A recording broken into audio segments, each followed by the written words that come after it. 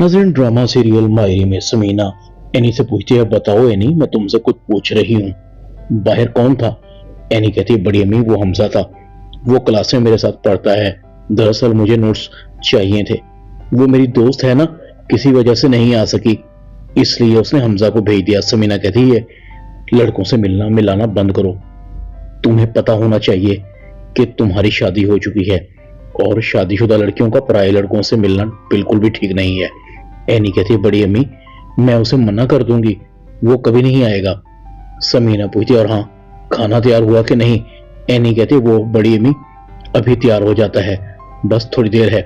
समीना कहती है, हाँ ठीक है, पका तो अच्छी तरह से है ना, कोई गलती तो नहीं की? एनी तेजी से किचन में चली जाती है। ये बड़ी अम्मी को भी इसी वक्त आना था।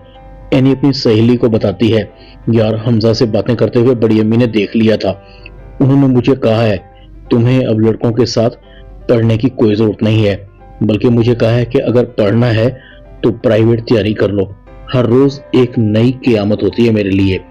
एनी फाखर को कहती है, इस घर में लड़की होना किसी बद्दुआ से कम नहीं है, ये ना करो वो ना करो, हर वक्त की नुक्ताचीनी। फाखिर कहता है, मैं क्या कर सकता हूँ? एनी कहती है, हाँ वैसे तो तुम मेरे शौहर हो, कभी तो मुझे सपोर्ट कर लिया करो। फाखिर कहता है, अब क्या हो गया? एनी कहती है, मेरे पढ़ने के पीछे सब लोग पड़े हुए हैं। फाखिर कहता है, जब तक हो सकेगा मैं तुम्हें सपोर्ट करूंगा। दूसरी तरफ साइका कहती है, देख रही है अम्मी, हबीब मुझे घर से जाने का कह रहा है। साइका की माँ कहती है, हाँ तो ठीक कह रहा है, तुम्हें आए बहुत दिन हो गए, लड़कियां अपने घर में ही अच्छी लगती हैं, वैसे भी तुम्हारी मेहमान नवाजी बहुत हो चुकी, अब तो जहीर का चेलम भी हो गया है। इंस्पेक्टर एक बार फिर राहिला के घर आता है। राहिला कहते हैं, मेरे हस्बैंड आने का वक्त है, अभी जाएं आप।